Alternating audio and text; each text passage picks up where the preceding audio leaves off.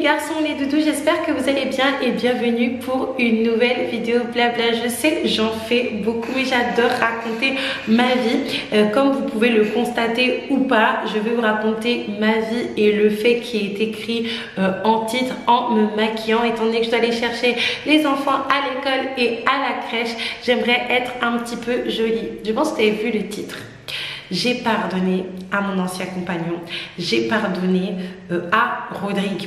Grosse update les filles, et d'ailleurs je n'ai pas de tabou à dire son prénom parce qu'il y a des personnes des fois quand c'est juste ce type de situation ils disent telle personne, telle personne, telle personne. Non, moi je cite la personne, surtout que vous m'avez connue sur YouTube avec cette personne.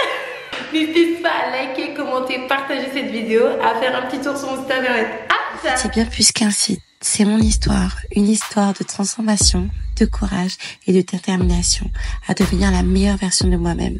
Chez Ajafit, on comprend tes défis, tes doutes, tes ambitions. C'est pourquoi on a créé des programmes adaptés à toi. Quelques kilos à perdre ou que tu sois en situation d'obésité, on a les solutions pour toi. Des cures perte de poids, des accompagnements, des programmes, des guides. Chaque produit, chaque service est pensé pour te guider pas à pas vers une vie plus légère, plus saine, plus épanouie. Ajafit, ton premier pas vers une transformation. Je ne sais pas par où commencer, mais on va faire un petit flashback. La dernière fois que je vous avais parlé de mon ancien compagnon Rodrigue, en l'occurrence, je vous avais dit que voilà, I was fed up. Il ne s'occupe pas de ses enfants, ni moralement, ni psychologiquement, ni physiquement, c'est pas possible. Lui, il est sur la métropole, moi, je suis sur la Martinique et financièrement, et que j'avais l'intention de l'attaquer en justice afin d'avoir la garde officielle de mes enfants et surtout l'autorité parentale.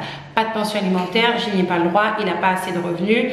J'avais déjà eu cette information-là quand je suis arrivée en Martinique. On m'a demandé son numéro de sécurité sociale à la CAF et on a pu consulter, enfin ils ont pu consulter parce que moi j'ai pas accès du tout via son numéro de sécurité sociale ses revenus, et donc on m'a donné à l'époque cette allocation-là, mais on m'a dit qu'il n'était pas nécessaire pour moi de faire les démarches pour avoir la pension alimentaire étant donné que vu ses revenus c'est pas du tout possible. Mais c'était vraiment pour l'aspect de la garde, l'aspect de l'autorité parentale qui puisse me permettre de prendre certaines décisions, de voyager aisément, en fait d'avoir la pleine responsabilité officielle de mes enfants, chose que j'ai déjà aujourd'hui de facto étant donné qu'il n'est pas là. Du coup, je vais pas vous mentir que j'étais très énervée par rapport à ce que je vous ai expliqué, toujours la victimisation des parents absents. Toujours oui, elle est mauvaise, il est mauvais, j'aime les enfants, mais je préfère pas, tatati, toujours en fait la victimisation, alors que finalement la victime c'est pas toi, c'est pas moi non plus en fait, c'est les enfants, parce que les enfants ils n'ont pas demandé à être là, et au-delà de ne pas avoir demandé à être là, ils n'ont pas demandé à m'avoir en tant que maman, et ils n'ont pas demandé non plus de l'avoir en tant que papa en fait. Et clairement j'en avais assez de cette victimisation, et je pense aussi j'étais énervée dans le sens où j'ai quand même fait pas mal pour cette personne là. Je suis restée au-delà, même si ça a été un choix de ma part que j'aurais dû rester. Il m'a fait perdre beaucoup de choses. Vous savez, actuellement, je suis bien dans la maison dans laquelle je suis, mais je regretterai toujours ma petite maison de Saint-Quentin où je me sentais vraiment chez moi et à l'aise, quoi. J'étais pas propriétaire, mais dans ma tête, j'étais tellement à l'aise comme si j'étais propriétaire. Et même si j'aurais eu Mimi entre-temps, parce que bon, ça aurait été compliqué de rencontrer son papa tout en étant à Saint-Quentin, de faire Mimi, mais bon, qui sait, on ne sait jamais. Au final, j'aurais pu avoir mes 3 enfants dans cette maison-là, elle était parfaitement agencée pour ça en fait, mais vraiment parfaitement. Même jusqu'à aujourd'hui, je sais pas si ça s'entend en fait, mais je regrette cette maison-là malgré que j'ai une plus grande maison avec une chambre en plus. Est-ce qu'elle est plus grande? Je pense pas, parce qu'il y avait une cave quand même à Saint-Quentin. Bref, et j'ai dû lui céder la maison, combien de trucs, il m'a fait avoir combien de problèmes les filles, et quand je vois tout ce que j'ai fait, combien de problèmes que j'ai eu à cause de lui, et finalement le résultat, mais je me dis, comment oses-tu ne pas faire le minimum, appeler les enfants, prendre de leurs nouvelles, t'excuser par rapport à certains comportements, notamment par rapport à Ariel, de lui avoir dit certains mots en fait, par rapport à mon copain en fait. Surtout que Ariel, et j'ai beaucoup, pas que j'ai un petit faible pour ma Ariel comparé à Joshua et Mimi, mais ça me fait mal au cœur en fait, qu'elle essaye de trouver son amour et un apaisement d'enfant autre part et tu lui reproches sans être présent. Franchement, je suis meurtrie vis-à-vis de ça. Du coup, et puis tout un tas de choses, les filles. Et c'est pour ça que j'avais l'intention de l'attaquer en justice vis-à-vis de ça, pour avoir tout ce que je vous ai demandé, mais également tourner la page définitivement et continuer cette aventure de vie sans lui. Et en informer les enfants en fait, parce que malheureusement ou heureusement, vous prendrez les choses comme vous voulez, quand on a des enfants avec quelqu'un, qu'on soit séparés ou pas, on sera liés à vie. Donc cette aventure de vie, même si on ne vit pas les mêmes choses, en fait on la vit ensemble au final, que vous le vouliez ou pas, même les filles, hein, parce que souvent nous on est là, on a des enfants avec une personne, on est croque de la personne, etc. Et puis quand c'est terminé, on a combien de regrets, et puis on veut mettre de côté la personne, prendre la pension, bien évidemment, parce que les enfants, ça mange et ça a des besoins, mais mettre la personne de côté, c'est quelque chose qui n'est pas possible la plupart du temps. Mais là, étant donné qu'il ne manifestait pas d'envie de...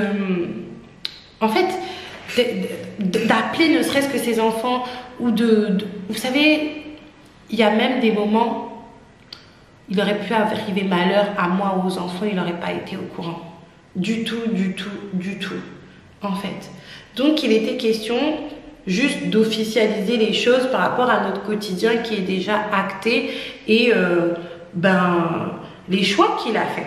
Quelle chose j'ai fait à votre avis en première, les filles? C'est que j'ai tout simplement contacté mon papa. Ce jour-là, les filles, j'étais dans le parking de la crèche de ma fille quand je l'ai appelé et j'ai été ébranlée par sa réponse. J'étais tellement énervée. J'étais énervée parce qu'il m'a donné la réponse suivante. Je lui ai exposé mon problème en lui disant que je voulais l'attaquer pour avoir du coup la garde de mes enfants et l'autorité parentale, que j'avais commencé à remplir le dossier sur internet, parce que vous pouvez remplir le dossier sur internet, mais je voulais qu'on puisse le faire ensemble et qu'on puisse le valider ensemble. Et il m'a dit, mais ma fille, et il me le dit jusqu'à aujourd'hui quand on parle de sujet, quand tu vas au tribunal, quand tu vas demander quelque chose en justice, quel résultat tu veux concrètement? Quel changement tu veux qui est dans ton quotidien concrètement en fait? Qu'est-ce que la décision de justice que tu attends va changer à ton quotidien?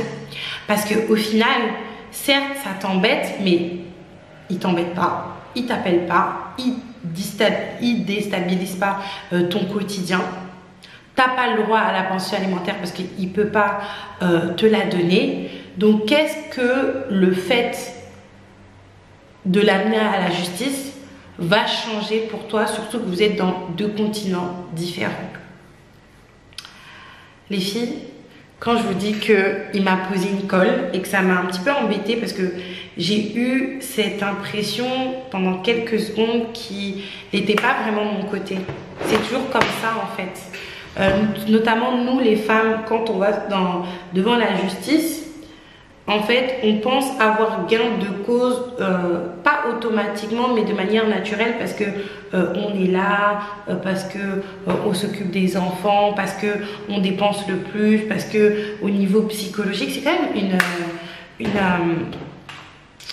pas une pression mais une lourdeur psychologique, le fait d'avoir des enfants, le fait d'être inquiète, le fait des fois de ne pas être en situation de donner comme on voudrait plutôt donner. C'est quand même quelque chose, et c'est vrai que quand on va au tribunal on pense que tout nous est dû, et surtout de la manière dont on pense en fait, alors que pas du tout.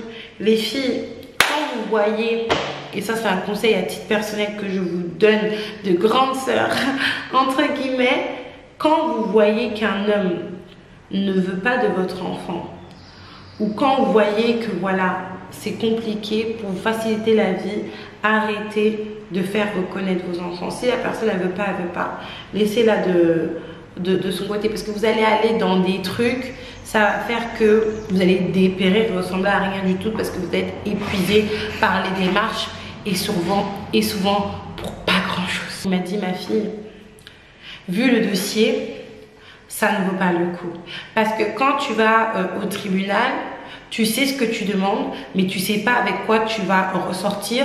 Et des fois, c'est des choses qui n'ont rien à voir et qui t'embarrassent plus qu'autre chose. Parce qu'il faut savoir, les filles, encore une fois, et j'essaie vraiment de vous faire descendre les pieds sur terre, encore une fois, parce qu'en tant que femme et en tant que maman, on pense que tout est dû.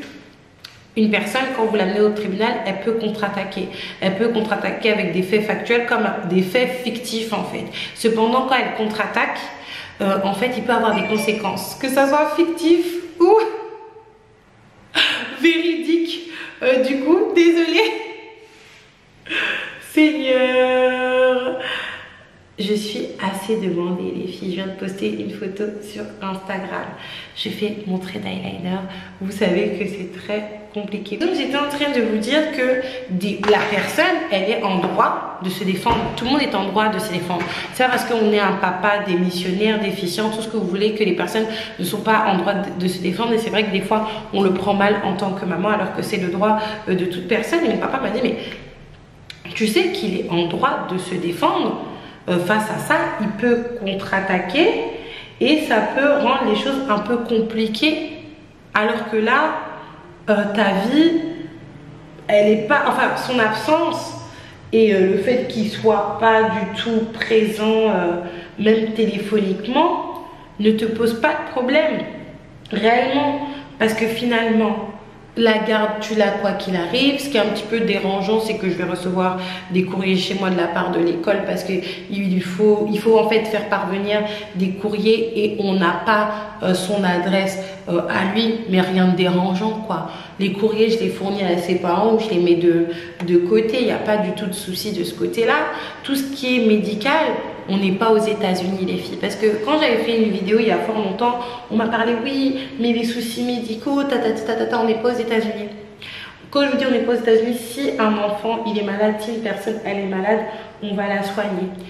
C'est écrit dans le serment d'Hippocrate, les médecins sont obligés de soigner des personnes qui méritent des soins, quelle que soit la situation, et surtout s'il y a un danger, mon Dieu j'aimais beaucoup, surtout s'il y a un danger de mort imminente. Ne vous inquiétez pas, ça va aller, ça va aller, je ne sens pas poser le coude, mais ça va aller. Surtout s'il y a un danger, donc j'étais en train de vous dire, surtout s'il y a un danger de mort imminente, et ils vont faire le nécessaire.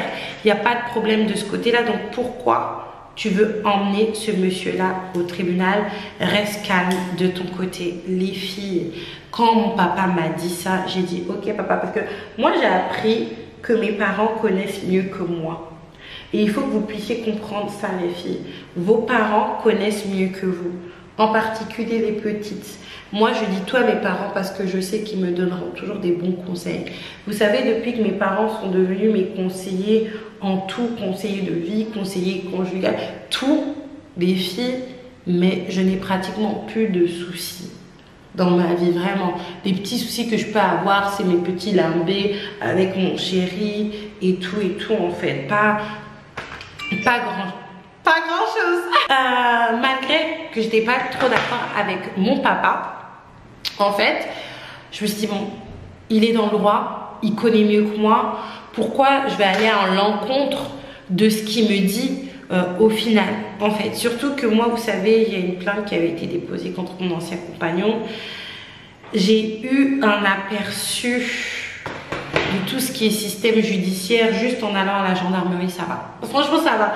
Quand je suis sortie de la gendarmerie, alors que j'ai pas fait long feu, là-bas, les filles, j'avais l'impression d'avoir fait une bringue pendant 5 jours et de ne pas avoir dormi. Donc non, ça va aller.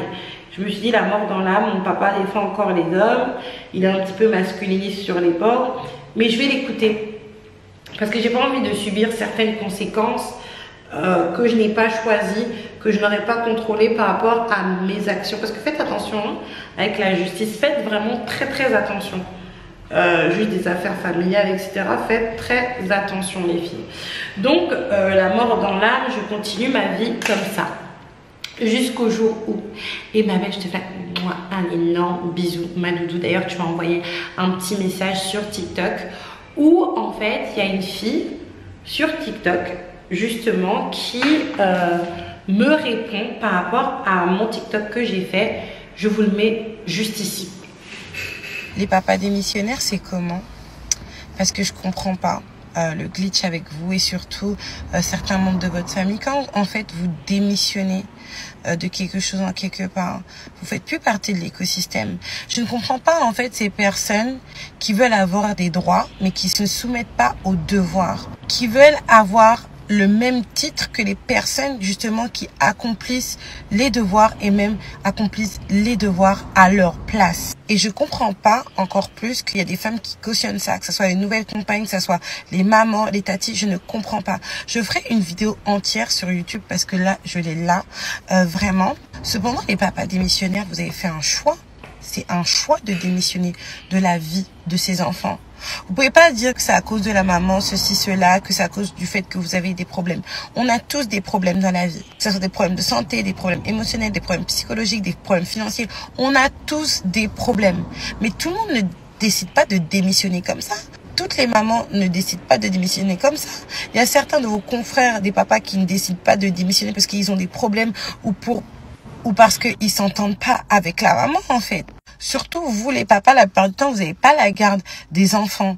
Donc les efforts que vous avez à fournir, ils sont moindres par rapport à une personne comme moi qui a la garde de ses enfants. Et même ça, vous faites pas, mais vous estimez que vous avez des droits alors que vous ne faites aucun des devoirs.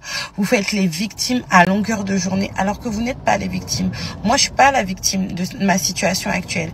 Les victimes, c'est les enfants. Vous vous rendez compte, moi, j'ai dû expliquer à mes enfants, mes 2 enfants qui sont concernés, que leur père a fait le choix de ne pas être dans leur vie, de ne pas être constant, de démissionner, de réapparaître quand ça le chante, quand il a des problèmes. Est-ce que vous vous rendez compte de la violence de ce que c'est? Déjà de l'absence, de voir que voilà, les amis, les camarades ont leur père au quotidien. Mais au-delà de ça, en fait, d'expliquer aux enfants ça. Parce qu'on a des comptes à rendre aux enfants. Moi, vous savez, j'ai dû m'excuser auprès de mes enfants. Parce qu'au bout d'un moment, encore une fois, les filles, on n'est pas des victimes. Les seules victimes, les vraies victimes, ce sont les enfants. Vous vous rendez compte de la violence du truc? Mais j'étais obligée de le faire.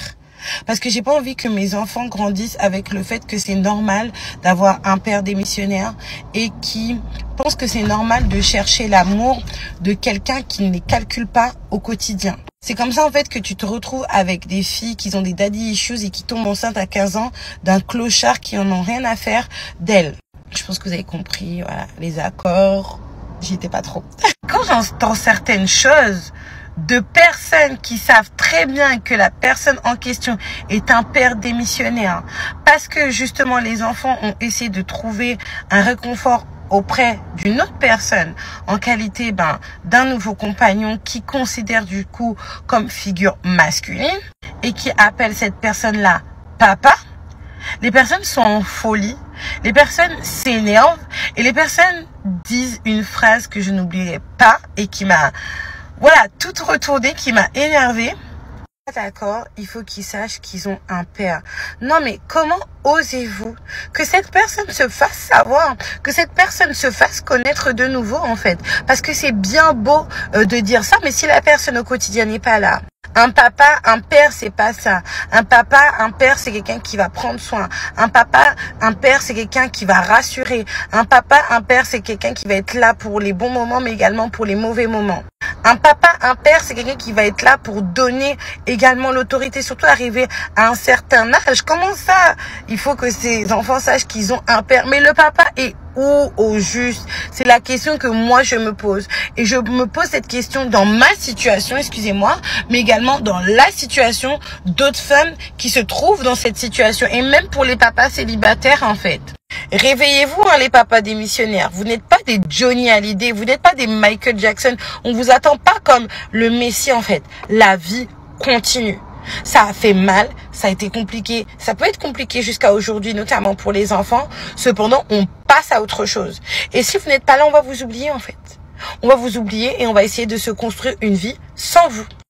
Avec des traumas pour les enfants, ça je vais pas mentir parce que c'est très compliqué de se faire rejeter ou de se faire ignorer par la personne qui est censée nous avoir donné la vie. Cependant, la vie va continuer en fait. Et si vous voulez qu'on sache que vous êtes là, qu'on sache que vous êtes père, que vous êtes papa, faites-vous connaître, faites-vous savoir. Je sais pas si vous vous rendez compte, mais nous les mamans, au final, on s'en fout.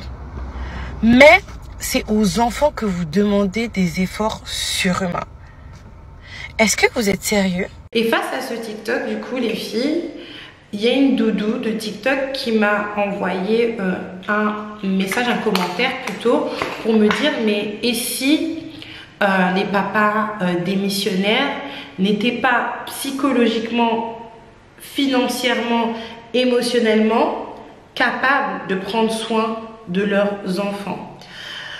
Je lui ai répondu via un autre TikTok que je ne vous mettrai pas, où j'ai dit que en fait, et les mamans en fait, des fois psychologiquement, financièrement, émotionnellement, on n'est pas au top du top pour s'occuper de nos enfants en fait, mais on est là, mais on n'abandonne pas, mais on ne les lâche pas en fait.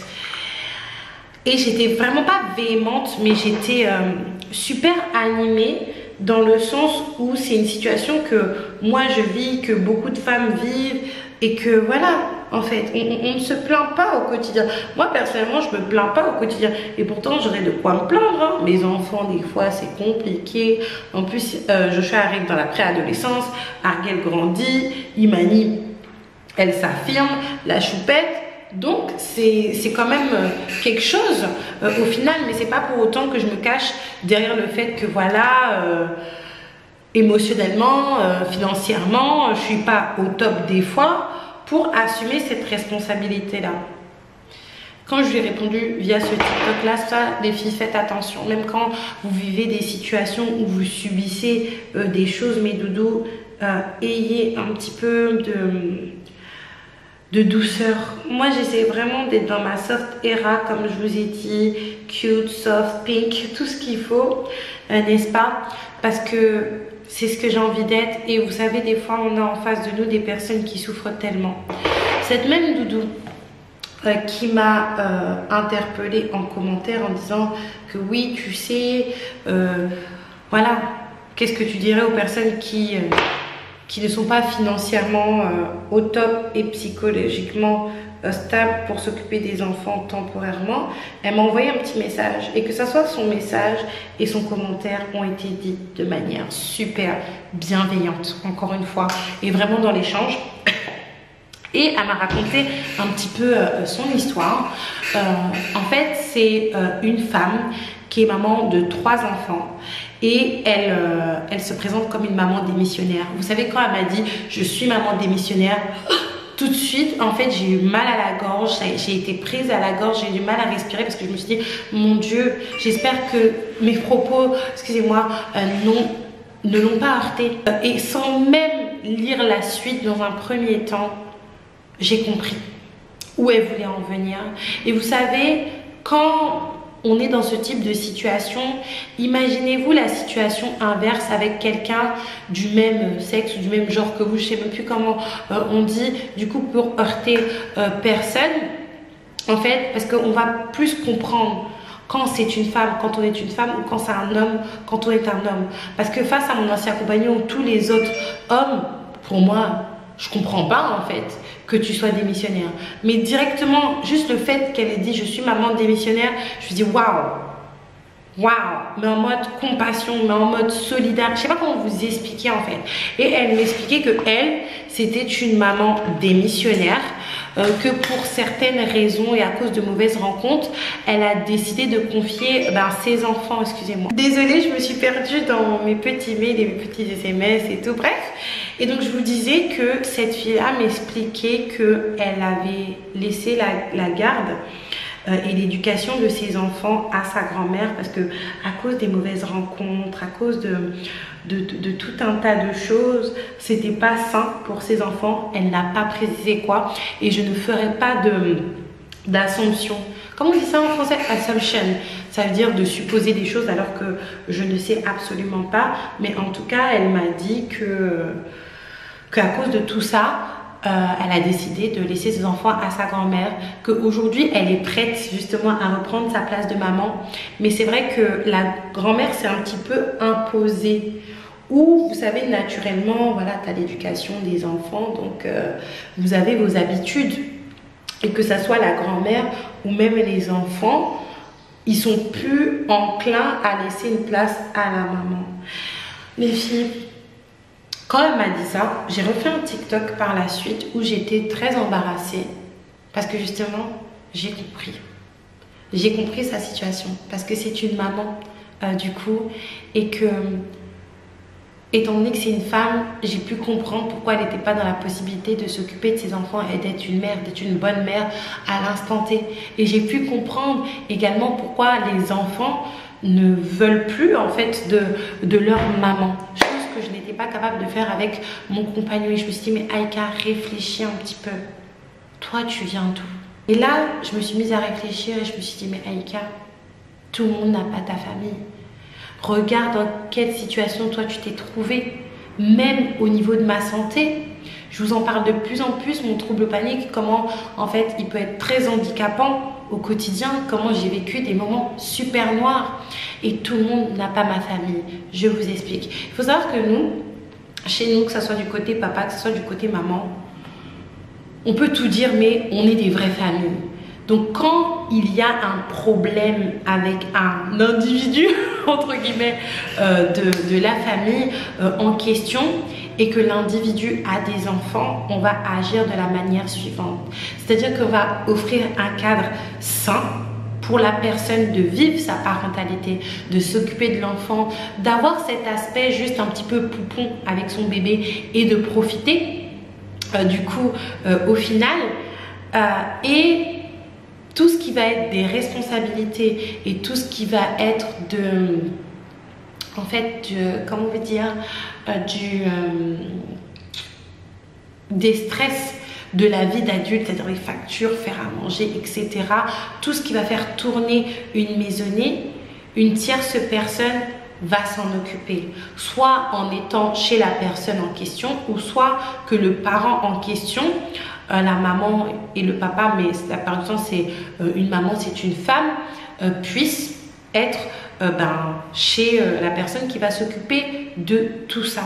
Parce qu'on ne s'en rend pas compte, mais le quotidien de la vie d'adulte, c'est des stress en permanence. Payer les factures, faire à manger, tenir propre à la maison, c'est juste super stressant. Et si justement vous n'avez pas un mental qui est d'acier et qui est sain, vous pouvez très vite vous laisser dépasser. Je pense que vous voyez où je veux en venir. Et nous, c'est comme ça que l'on fait dans notre famille. C'est pour ça que moi, vous savez, pendant très longtemps, j'ai été parachutée chez ma mère parce que psychologiquement, c'était compliqué. Parce que au final, toutes les angoisses, les attaques de panique que j'avais, c'était la matérialisation de la souffrance que j'avais de ne pas avoir mon fils, de le savoir où il repose du coup, et de le savoir reposer quoi avant moi quoi. Et surtout à un âge, il n'a même pas atteint 1 an. Toute mon instabilité que j'ai pu avoir au bout d'un moment, c'est pour ça que j'étais très souvent chez ma mère, ou même au bout d'un moment, je ne sais pas si vous vous souvenez, j'étais chez mon père. Et vous savez, moi, mon père et ma belle-mère, à part cas exceptionnel, et j'étais un cas exceptionnel, pensent que ce n'est pas décent pour une femme qui est en couple d'être tout le temps chez ses parents comme ça. Je sais qu'aujourd'hui, si je vais voir mes parents, je pourrais faire des petits séjours chez mes parents, surtout ça fait longtemps que je ne les ai pas vus. Cependant, je ne pourrais pas rester aussi longtemps comme si j'étais une petite fille, 15 jours, 3 semaines chez mon père, chez ma mère comme ça, alors que j'ai tout un foyer en fait qui m'attend. Cependant, j'avais besoin de ce soutien, j'avais besoin de ce traitement. ce traitement que j'appelle le traitement de l'amour. Tout le monde n'a pas ça en fait. Tout le monde n'a pas ce soutien. Tout le monde n'a pas cette sécurité. Parce qu'il faut savoir que quand moi j'étais avec ma mère principalement et après avec mon père, mais mon père c'était plus des petites cures par-ci, par-là, c'était balisé pour qu'on ne puisse pas intervenir de manière sociale dans ma vie en fait, honnêtement. Après c'est vrai parce qu'on n'avait pas le besoin étant donné que ma mère super carré, mon père aussi super carré et que ça allait faire plus de dommages qu'autre chose, mais j'avais cette liberté sans avoir la pression qu'on me dise voilà madame elle, l'intérêt de l'enfant, etc. Parce que c'est ce qui se passe bien souvent quand on demande de l'aide en tant que parent, parce que c'est vrai, c'est bien de dire aux gens de demander de l'aide, mais à quel prix et à quel comment on appelle ça, à quelle conséquences potentielles en fait, vous voyez. Et moi je sais que tout le monde n'a pas eu cette chance là. Moi j'ai eu le malheur de perdre mon enfant, d'avoir été dans un état psychologique pas possible, parce que vous savez les petites crises que je fais là au quotidien, c'est rien du tout, mais vraiment rien. C'est vrai que ça me rend triste, c'est vrai que je suis pas bien quand ça m'arrive, je peux pleurer, être dans un état un petit peu compliqué, mais c'est rien du tout comparé à ce que j'ai vécu avant. Et quand j'ai eu à vivre ce que j'ai vécu avant, j'avais quand même ma famille justement pour me permettre d'avoir une safe place, ok, saine, avec mon enfant qui était Joshua à l'époque, et surtout de pouvoir pas le babysitter, mais vous savez, être le bébé de la famille avec mon bébé à la maison, et que je n'ai pas justement de responsabilité qui me parasite encore plus ma santé mentale et qui en fait me fait avoir des mauvaises décisions. Parce que vous savez, quand vous n'êtes pas bien dans votre tête, au bout d'un moment vous cherchez des exutoires. Moi Dieu merci ça ne m'est pas arrivé, je ne suis pas partie à ce stade là. Et bien souvent les exutoires, les filles, c'est des choses super malsaines, c'est l'alcool à outrance, c'est mais comment on appelle ça, c'est les farines, pour vous faire oublier votre quotidien qui est morose, à travers la dépression, à travers tout ce qui est angoisse. Je vous assure, cette safe place, tout le monde ne l'a pas. Et surtout d'avoir, je suis désolée, je parle tellement, cette marge de manœuvre, de se dire que voilà, je me fais une petite cure de jouvence de 3-4 mois, voire 6 mois, et puis après je reprends les rênes de ma vie de maman et ses responsabilités, sans que j'ai à prouver patte blanche, les filles. Parce que vous savez, quand vous demandez de l'aide là, faites attention. Quand vous demandez de l'aide, après ici dans la France où on est là, on va vous demander des choses pas possibles. De trouver un travail, sinon on va vous dire bah, c'est pas dans l'intérêt de l'enfant, madame. Alors qu'il y a certaines personnes qui ne travaillent pas et qui vivent dehors avec leurs enfants. Faites attention aux familles. Moi je suis africaine, c'est comme ça que ça se passe chez nous. Mais prenez vos responsabilités pour qui. Je préfère même pas me prononcer. Je pense que vous avez compris où je veux en venir. Cette maman, elle n'a pas eu cette chance-là. Mon ancien compagnon, c'est un homme, mais il n'a pas eu vraiment cette chance-là également. Même si on va pas se mentir, ça serait un scandale de dire le contraire. Il a une famille qui est magnifique. Il a une famille qui le soutient. Pas après à son détriment ou faire qu'il arrive des choses pas possibles, mais il a une famille et notamment un beau-père, c'est-à-dire le grand-père des enfants, qui le soutient, qui est prêt pratiquement à faire tout pour lui en fait. Mais je pense que vu son caractère et vu certaines choses, il serait pas enclin à faire une cure, un traitement de l'amour comme moi. Je vous explique. Pardon, mon Dieu, c'est qui veut contact. Il serait pas enclin à faire ce genre de choses. Et peut-être il connaît pas, même s'il m'a vu faire. Et c'est là que je me suis dit, les filles, si je suis capable de comprendre qu'une femme, à un moment donné, n'a pas pu être une mère comme je pense elle peut l'être aujourd'hui, ou une maman qu'elle aurait pu imaginer être, pourquoi je ne pourrais pas comprendre mon ancien compagnon et surtout passer à autre chose, accorder mon pardon et passer à autre chose. Surtout que les filles, on va pas se mentir, que je lui parle, que je ne le parle pas, ça ne change rien à ma vie. Que j'aille au tribunal ou pas, les filles, ça ne change rien à ma vie. Les conséquences du tribunal, ce serait plus une joute verbale encore avec lui, des stress, des inimitiés qui sont pas nécessaires. Vous voyez? Déjà, c'était une personne qui, au moment où je l'ai rencontré, n'était pas apte à être père. Même quand, vous savez, j'ai eu Joshua et qui gardait Joshua à la maison pendant que moi je travaillais, même certaines personnes de sa famille étaient étonnées qu'il puisse s'occuper de Joshua.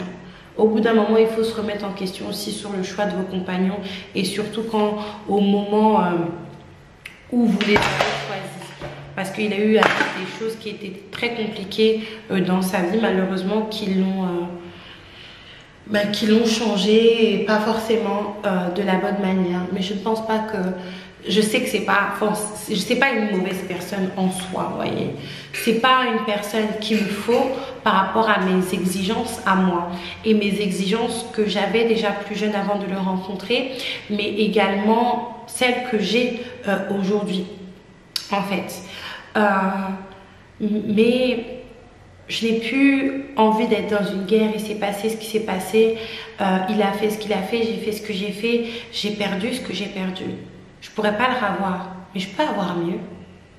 Les filles, vous pouvez avoir... Des fois, vous êtes là, on est là, les filles, à être dans des guerres juridiques avec les papas de nos enfants, bêtement comme ça, au lieu de s'atteler à avoir mieux que ce que nous avons perdu,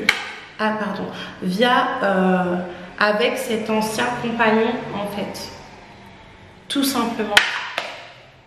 Votre vie, elle n'est pas terminée parce que vous êtes séparés de cette personne et qu'il y a des choses qui se sont mal passées. On est tous des êtres humains et en fait, on est tous faits de chair. Donc finalement, on fera tous et toutes des erreurs, n'est-ce pas? Mais l'important, c'est de se dire, j'apprends en fait de cette relation, ok, et des erreurs qui ont été faites, que ça soit de part et d'autre. Donc moi, je ne recommets pas mes erreurs ou je ne rechoisis pas, et d'ailleurs, parce que ça peut être les deux, ce type de compagnon, en fait, tout simplement. Gardez les bons souvenirs, favorisez également une bonne image pour les enfants. Et ne me dites pas « et lui alors », parce que quand on parle de « et lui alors », ça me fait penser un petit peu à Joshua et Ariel qui ont respectivement quand même 10 et 6 ans, ok, en mode « oui, mais lui, non, en fait. Moi, est-ce que je remplis ma part du contrat et correctement ?» Parce que demain, si Dieu veut, je ne sais pas ce qui va advenir de lui. J'espère que tout va aller bien. Je ne vous cache pas qu'il y a des fois, je suis super inquiète dans le sens où c'est quelqu'un avec qui j'ai eu des enfants déjà. Et c'est quelqu'un que notamment Joshua a connu. Je sais que c'est quelqu'un que Joshua aime jusqu'à aujourd'hui. Donc des fois quand sa sœur me dit Eka, j'ai besoin de te dire un truc, je me dis Seigneur, j'espère qu'elle va pas m'annoncer quelque chose de grave, quelque chose d'irréversible en fait. Et surtout par rapport aux enfants, on ne sait pas ce qui peut arriver demain. La personne que tu vois comme un chien aujourd'hui, elle peut être quelque chose demain et elle peut apporter quelque chose à tes enfants. Elle peut être la solution de tes problèmes avec tes enfants de surcroît si c'est le père de tes enfants. Moi, je vous avoue que à titre personnel, sa situation est tellement compliquée que en fait, je fais ça pour moi et que je fais ça pour les enfants. Honnêtement, pour qu'ils puissent se sentir libres des fois de me dire des choses en fait, qu'ils aimeraient bien savoir ceci, cela, ils aimeraient bien peut-être aller voir papi, mamie, tati, de voir d'où ils viennent réellement. Parce que c'est vrai qu'on est un petit peu, notamment vis-à-vis de Joshua, parce que c'est lui qui l'a connu plus, dans notre illusion de famille recomposée, papa, maman, etc. Chose qui est vraie, hein. Franchement, au quotidien, les filles, c'est vraiment papa, maman, moi et mon chéri. Je vais pas vous mentir, je vais pas raconter des bêtises, même si des fois c'est le feu, des fois c'est la guerre, mais c'est vraiment ça. Mon chéri, c'est le papa, même pour vous dire, il se prénomme comme le père de mes enfants, parce qu'il parle de Joshua, Ariel et Mimi. Il parle pas juste de Mimi, il dit je suis le père de tes enfants, et même avant que Mimi soit née, pour vous dire. Mais il y a la réalité en fait, notamment la réalité de Joshua, parce que Ariel, elle a tourné la page, même Ariel, on ne sait jamais ce qu'il y a dans le cœur des enfants.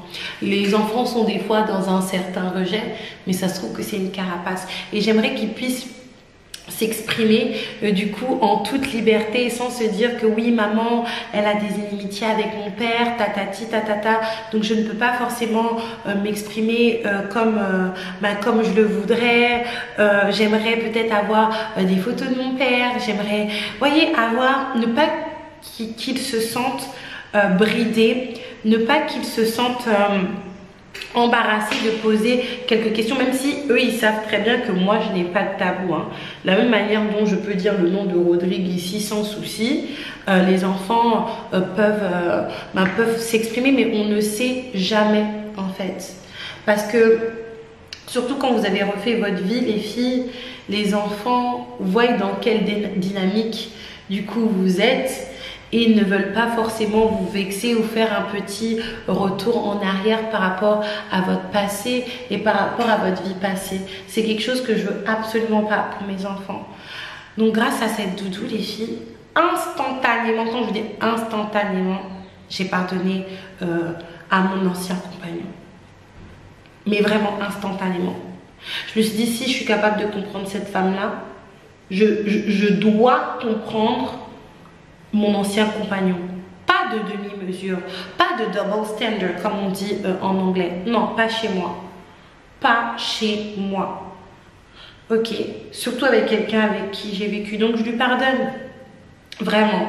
Rodrigue, si tu vois cette vidéo, en vrai de vrai, je te pardonne tous les méfaits que tu as fait, et que à compter d'aujourd'hui et même avant, je suis plus dans le fait de ruminer en fait certaines choses, certaines périodes, ce que j'ai perdu.